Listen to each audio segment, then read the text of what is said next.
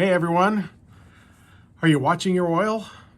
Now, I'm not talking about the oil in your car, which you should be watching, or about the price of oil and how that affects our economy here, or even the oil that maybe you use for cooking.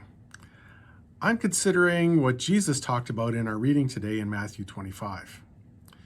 Jesus starts a new parable in this chapter and continues from chapter 24, where he's talking about when he will return. Jesus said in verses 1-4, "Then the kingdom of heaven will be like 10 virgins who took their lamps and went to meet the bridegroom. 5 of them were foolish and 5 were wise.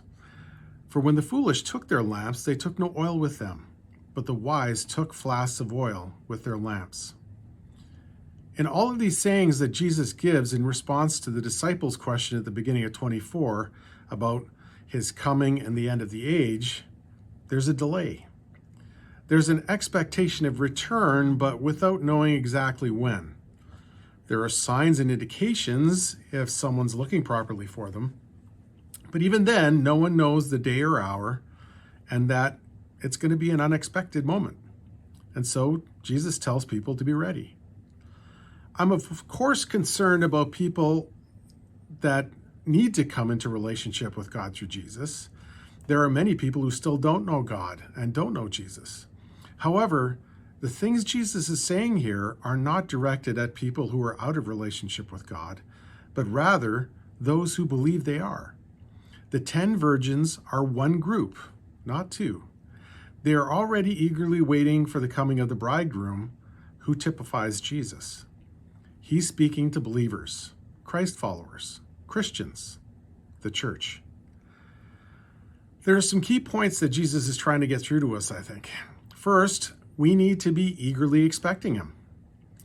Second, it's going to take longer than we think.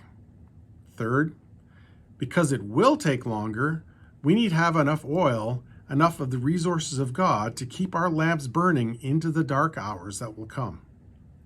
Fourth, some will wander away trying to find resources they need, but will not be ready when Jesus comes. And fifth, Jesus is going to return at an unexpected hour. So, are you watching your oil? We're responsible for being wise with our oil, not God. God has provided what we need. We have access to it through prayer, worship, Bible reading, allowing the Holy Spirit to work in and through us, and living in discipleship with other Christ followers. God will not do those things for us. I will not be going into the next parable of the talents, but I wanted to note that even there's this expectation of the master coming back and seeing something accomplished by his servants. If I was to allow these things to be brought to you by the letter E, then I'd say we need to be expecting, eager, energized, and enduring. Let's encourage ourselves and others to be that way. God bless you on your journey. Keep your lamps burning.